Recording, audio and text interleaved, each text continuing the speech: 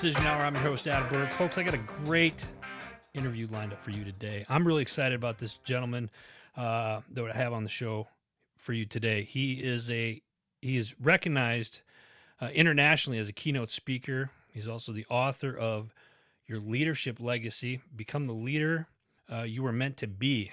So, ladies and gentlemen, without further ado, retired Lieutenant Colonel Oak McCulloch. Sir, welcome to the show. Oh, well, thanks for having me, Adam. Absolutely. I appreciate it. You know, you and I, we talked a couple of times offline, and we were introduced by our friend Jerry, a fellow veteran, and whatnot. So I'm blessed to have you on, and I'm excited about our conversation today. Before we dive into that, tell my listeners just a little bit about you. Yeah, so like we were talking about a couple times, I grew up in Northern Illinois, just a dumb farm boy out in the middle of the cornfield. Played baseball, basketball, football in high school, captain of my sports teams. I was president, student government, student council, all that kind of stuff. Went off to the college, got my degree in history, and also graduated from Army ROTC. Nice. So I did 23 years in the Army. My first 5 years, I was an infantry officer. My last 18, I was an armored cav officer. Got 3 deployments, operational deployments. I got Desert Shield, Desert Storm.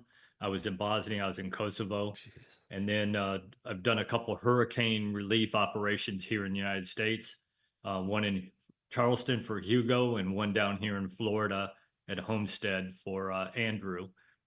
And when I retired from the Army in 2009, I ran a food bank for a couple of years. One of the largest food banks in the country, covered 52 counties along the Gulf Coast, from the whole Gulf Coast of Mississippi, the whole Gulf Coast of Alabama, and about a third of the panhandle of Florida. Took over that job about a month before the BP oil spill, so I was a little bit busy during that time. Jeez. And then last 12 years, I've been recruiting for Army ROTC here in Daytona Beach, Florida. Retired from that job in October, and now I'm just concentrating on getting out and spreading my message about servant leadership during my keynote talks and through my book and through podcasts. Well, first off, sir, thank you for your service as a veteran myself. I appreciate everything that you've done, and you've seen quite a bit. And you said something there, servant leadership, and that's one of the things you focus on. For the listeners, what does it mean to be a servant leader? Yeah, there's a lot of misconceptions out there. You know, when I tell some people that I believe in servant leadership, one of the first things they say is, well, I don't want to be a servant leader because I don't want people walking all over me. And I said, then you obviously don't know what servant leadership is about. It really is a very simple thing. But I think it's very powerful. It's not about you, and yet it's all about you. And when I say that, I always get somebody who says, well, Colonel McCulloch, how can it not be about me, but all about me? So it's not about you and the title that you get or the privileges you get, or that you get more pay and you live in a nicer house, get to drive a nicer car. Let's face it, leaders get those things generally, and that's okay, Right? As long as that's not the only reason you want to be the leader. If that's the only reason you want to be the leader, please go do something else. Right. You're not going to be a good one. It's all about you and how you treat and empower the people that you have the privilege to lead. And it is a privilege, Yes, to be the leader. And how you run your organization. That's what leadership is about. Servant leadership is about. It guarantees that you are going to have to make people do things they don't want to do because it's in their best interest, even if they don't know it is at that moment. Eventually, they'll figure out that it was. But that's what it's all about, is taking care of the people that you have the privilege to lead. So how does if you're in a servant leadership position and you're trying to convince somebody that this is what's best for them, how does a leader go about doing that? So the way I went about it was, I would say, okay, let's stop and let's take a look at the big picture. You know, right now, this may not seem to be what you really want to do, but let's think down the road, what may come up where this is going to become important. And the thing I used to use that on a lot of times when I think about that example, you know, in my time in the Army and even out of my Army, when I was at the food bank, I set standards about something we were going to do, and we're going to do it to this standard. And when I was in the Army, I'd tell my my soldiers, I'd say, today, this is what we're going to do. And this is the standard we're going to get to. And if we got to that standard at 3 o'clock in the afternoon, we were done. If we were still working on that standard at 10 o'clock at night, we were still there getting it done. And, a lot of times I could tell they were getting disgruntled about being there late. And I said, look, someday you're going to be happy that we got to this standard. Right. And I've had soldiers come back to me and say, sir, you're absolutely right. I'm glad we were trained to that standard when this happened. So, you got to keep the big picture. What is it right now? It may not make a difference, but somewhere down the road, because that somewhere down the road, they're going to need to meet that standard or be able to do what you're asking them to do. Then that's what you got to convey to them to make them understand why we're doing what we're doing today. And you can incorporate that really in all aspects of life. Any profession. Yeah. Let me ask you this: you've been in a lot of different leadership positions in your career. What's the hardest decision you've had to make in a leadership position? Well, personally, it was doing the right thing when I knew it wasn't going to be in my best interest. I had to stand up to a couple of my bosses in the Army that wanted me to do something that I knew wasn't the right thing to do, and I refused to do it. And I paid a price for it. There's a reason I retired a lieutenant colonel, but that's okay. I like who I see in the mirror every morning when I'm shaving.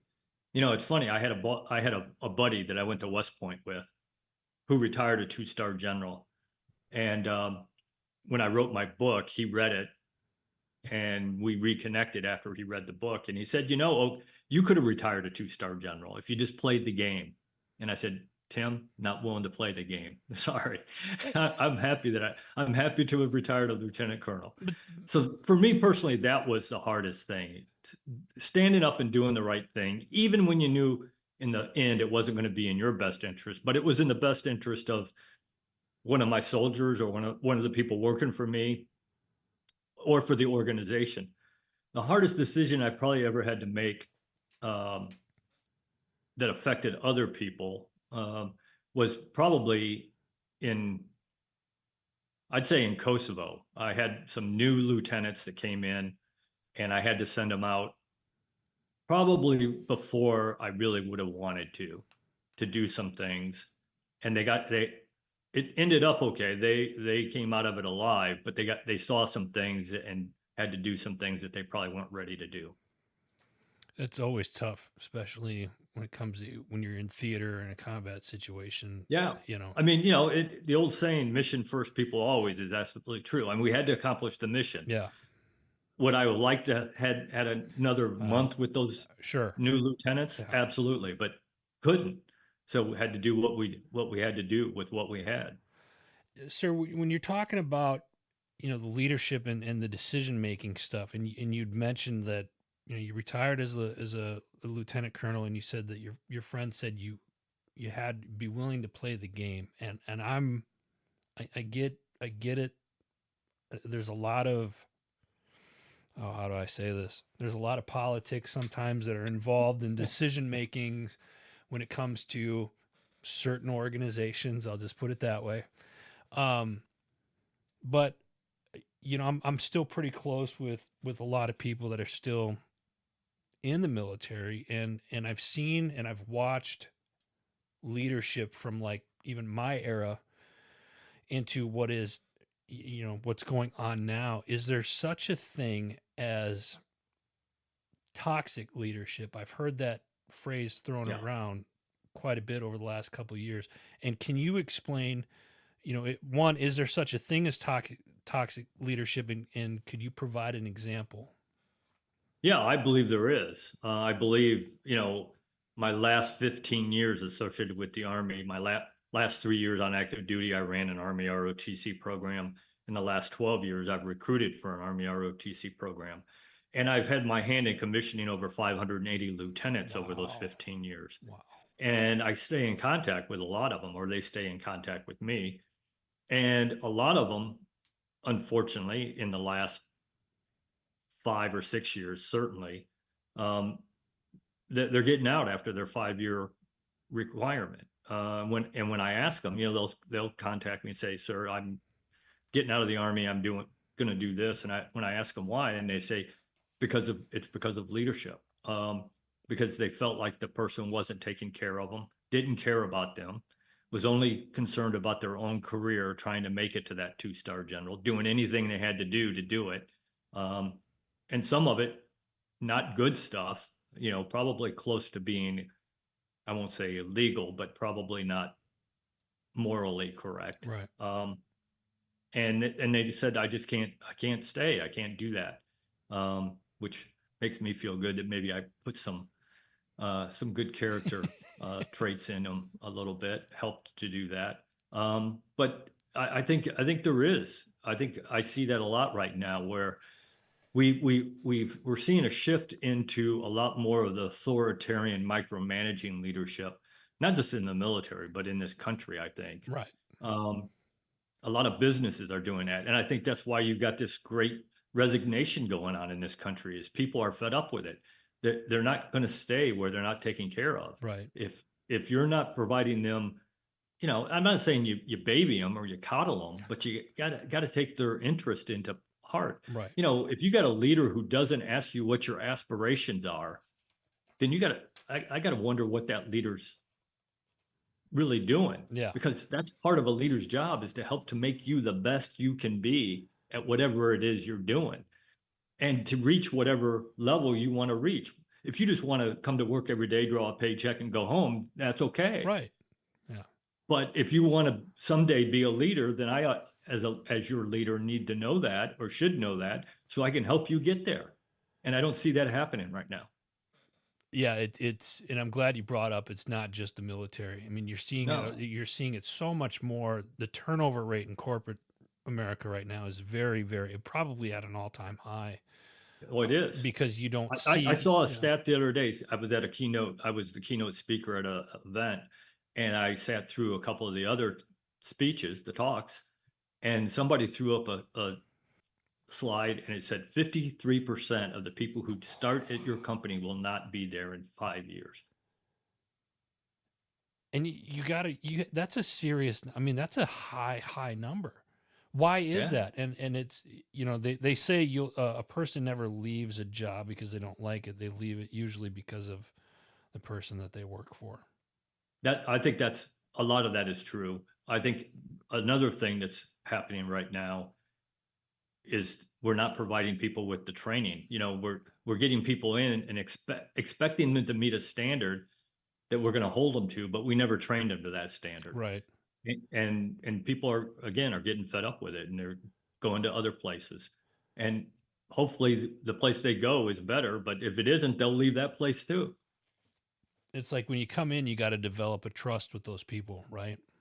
Yeah. How hard leadership is about people and trust. Right. Period. So how hard is it as a leader to develop that trust with your troops or with your employees?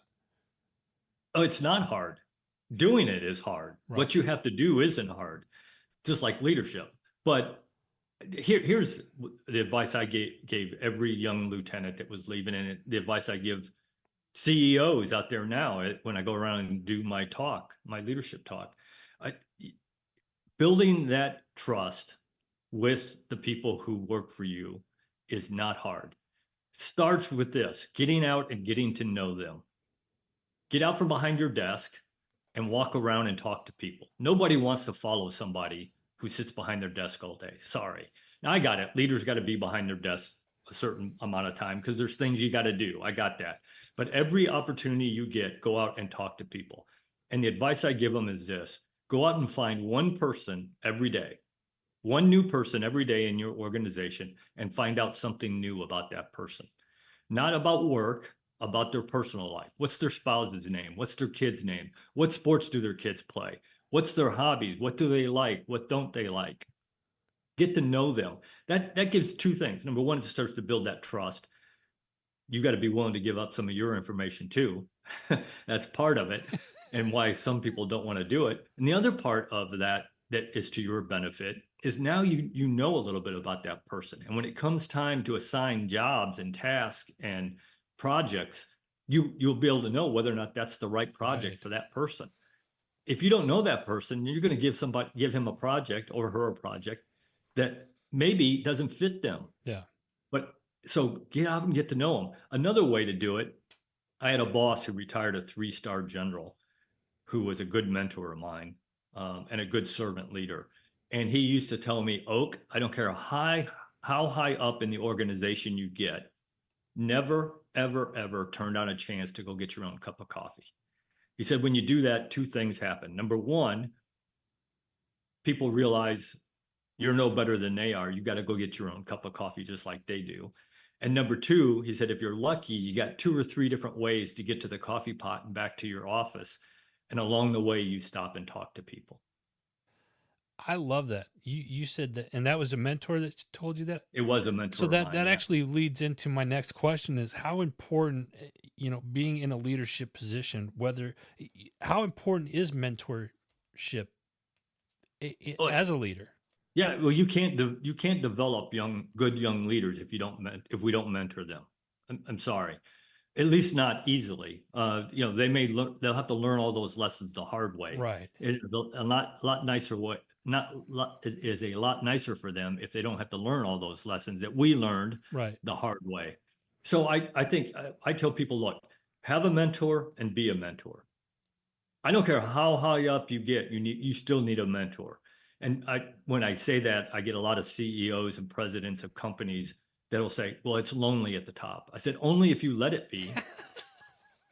I said, first of all, you can always go out and find another person who's a CEO or president of another company that you can talk to Right. and develop a relationship with. And because you mentor them, they mentor you, because you probably got some skills they need and they got some that you need. And then you have to mentor the younger people. When I go around and I talk to CEOs, presidents, leaders at all levels, and one of the first things I ask them is, who are you mentoring in your organization? And if they tell me no, then I got to doubt whether or not they're a leader. They may be a boss, but they're not a leader, because Right. leaders produce more leaders. Period. I had an NCO tell me once when I just became I was a young buck sergeant, and he said, pick somebody and mentor them on how you get, and teach them how to replace you, because eventually That's you're right. going to move up and they're going to take your place. Yeah. And We're how all they going to move on. right, I'm sorry. and it was kind of like, and how they do is a reflection on how you mentored them. So how Absolutely. That's your legacy. yeah. Not what you did. No, Now no, that's no. part of your Right, legacy. right. In the real world, results do matter. Okay. Maybe in fantasy land where everybody gets a trophy and everybody's a winner, maybe not. But in the real world, results do matter. So a small part of your legacy is what you did, but the largest part of your legacy is that next group of leaders that you're helping to produce. Absolutely. I believe that 100%. And the other piece of that is that I remind all these leaders is you got to understand when you got to put your ego aside. We all have egos. Yeah. Anybody who tells you they don't have an ego is lying to you. Okay. We all do. And we want people to have an ego. That's a Right. good thing, Right. because that's what drives us to be successful. That's what drives us to be the best at what we do. So we want people, especially leaders, to have egos, but you got to understand when to put it aside. Some of the best advice I've ever gotten were from people that worked for me. Master Sergeant David Powell, who worked for me when I ran my ROTC program, I say he worked for me. He was probably a better leader than I was. And I learned a lot from him. My first platoon sergeant, when I was a brand new lieutenant, Sergeant First Class Pinson. I'm a 24-year-old lieutenant. He'd been in the Army for 23 years. He'd been in the Army almost as long as I'd been alive. Why would I not listen to somebody like Right. that? But to do that, you got to put your ego aside. Yeah. And it's funny you say that, because I've told you offline, one of the things that people ask, my son's in ROTC, and I told him, I said, what he asked me, he said, Pop, what's the best piece of advice you can give me? I said, when you get commissioned, you go to your platoon sergeant and you learn everything that you possibly can from the enlisted person. And growing up, he saw that me being an enlisted guy, and I said because here's the thing, we would get new lieutenants coming in, and you poke at them a little bit and whatnot, but it was all As for you should. fun. But at the same time, it was to teach them. You might be younger than us, but if you pay attention, you'll be one of the greatest leaders that come out of here, because we Absolutely. want you to succeed, because we know if we go downrange, you're the one that's going to be telling us what we need to do, and we want to be able to trust you. So I told Yeah. him, I said, the easiest thing you can do is you butter up to that E7, and you just become a sponge. Yeah. Uh, I agree. you know, um, so mentorship is good. I like that. Do you think, we talked a little bit offline about professional development, and I kind of want to gear towards that a little bit right now, because I see that in the corporate world quite a bit. A lot of people leaving, opportunities aren't really there for people anymore, or you see companies cutting back, and usually the first thing that goes is professional development, and then Right. then, then we wonder why the turnover rate gets to be so high. What do you say about professional development, whether it's in the Well, military or corporate? yeah. So I think it's huge and it's very important. So a couple things on that. Certainly the leaders, the current leaders have to have you have to have a professional development program for your junior leaders to help develop them. Because like you said earlier, at some point, old guys like us are going away and Yeah. somebody's got to replace us. So you got to prepare them for that. Right. But you also have to have a professional development for the people who aren't in a leadership position. And this is why I think it's so important. And I see it all the time. So if I come and start working for you and I have aspirations to be a leader someday, and you don't provide me a pathway there that I can see there's a way for me to get to be a leader, then eventually I'm leaving and going to somewhere that's going to give me that pathway. So you're going to lose your best people Yeah. because you didn't provide that for them. And the other piece of it is I may never become a leader in your organization, but every piece of training you give me to make me a leader someday is only going to benefit you and me. So why not do it? Yeah. And it isn't that hard, and it doesn't cost that much money. That's one of the reasons it's cut right away, is because it's hard to put a dollar figure on a professional development program. What is it bringing to me? Believe me, it's bringing a lot. You may not be able to put a dollar figure on it, but it's bringing you a lot. I would go And as far as say it's priceless. it is. Absolutely. So you got to do that. You have to provide that for them, or you're going to lose those people. And You that's a know, good, and good and thing. and pick any sports organ team, any profession. I don't care what it is. Yeah. Who are the ones that are consistently the best? It's not the ones who go out and buy that and get that free agent. No. And they may be best that year, but next year when that free agent goes somewhere else, you're not anymore. The best sports teams are the ones who build from the bottom up, and corporations are no different. I love that. And it's funny because I've and I'm sure you have too. You've been in certain companies, and you see people leaving. I've been in companies where people have left, or I have left, because there was nowhere for me to go. And when you ask hey, what can I do to get to the next level? You get the deer in the headlight look, like, Yeah. why would you want to go to the next level? I was like, well, I certainly don't want to be here the rest of my life. That's why, you know. Um, Yeah. Sir, we're coming up on time, and before we do, I want to ask you another question. You authored a book, Your Leadership Legacy: Becoming the Leader You Were Meant to Be. Did how did walk us through the process? Did you just wake up one morning and you were just like, I got to write a book. This is what's going to happen, and just start penning it? Walk us through that process and why this. Yeah. So I guess you got to go back to when I was running my ROTC program. I was also doing my own recruiting for that program. So I was going around talking to high school kids and college students, and I would always ask them, what do you want to do? What do you want to be? And they'd tell me what profession they were looking at. I want to be an engineer or an accountant or a doctor or whatever. And inevitably somebody would say, and I want to be a leader. And I'd say, well, great. World needs more leaders. I said, what does that mean? What does it take? And you get that deer in the headlights look. They had no idea what it meant. They probably wanted to be a leader for the wrong reason, because they wanted that title and privileges and better pay. And that's okay. Again, if you want those things, but that can't be the only reason you want to be the leader. And so I came up with this talk that I do about leadership, what it takes to be a good leader. Don't mention theory at all in my talk or in my book. I talk about everyday things that everyday leaders can do to be a better leader and empower their people, make their people better. And so I'd been given that talk since probably 2004, I guess. And eventually I knew I wanted to put it in a book. I wanted to write a book about it. And I kept telling myself I was going to do that.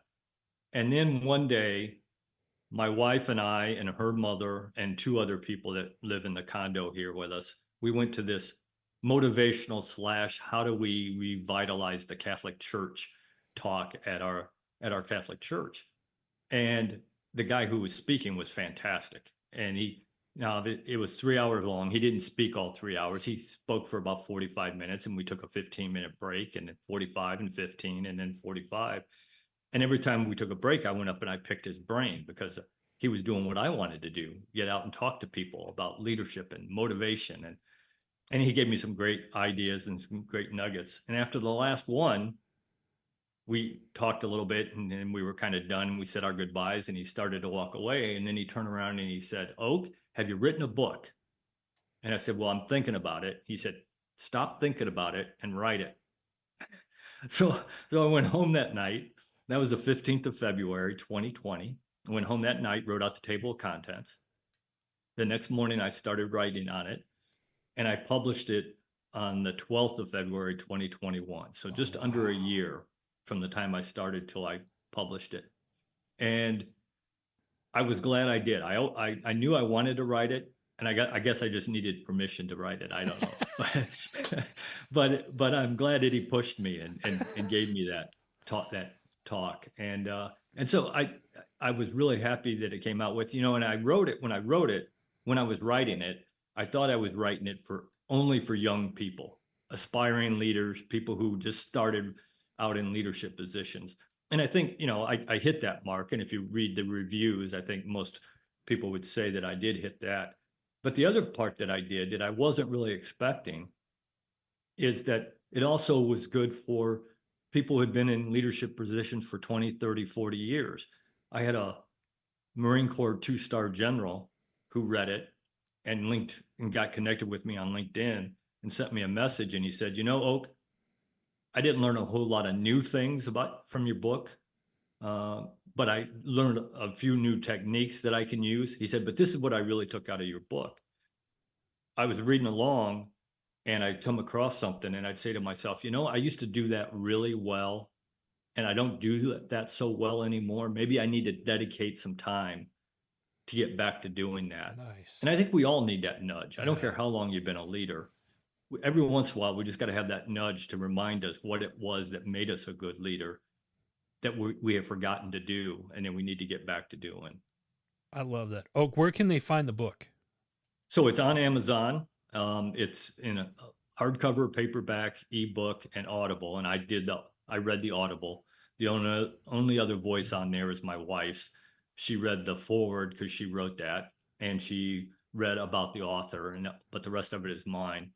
And so you can get it on Amazon. If you want a signed copy, then you go to my website. I got my email, my phone number on there. You can get in contact with me, and we'll figure out how to get you a signed copy if you want that. And what's the website? What's your website?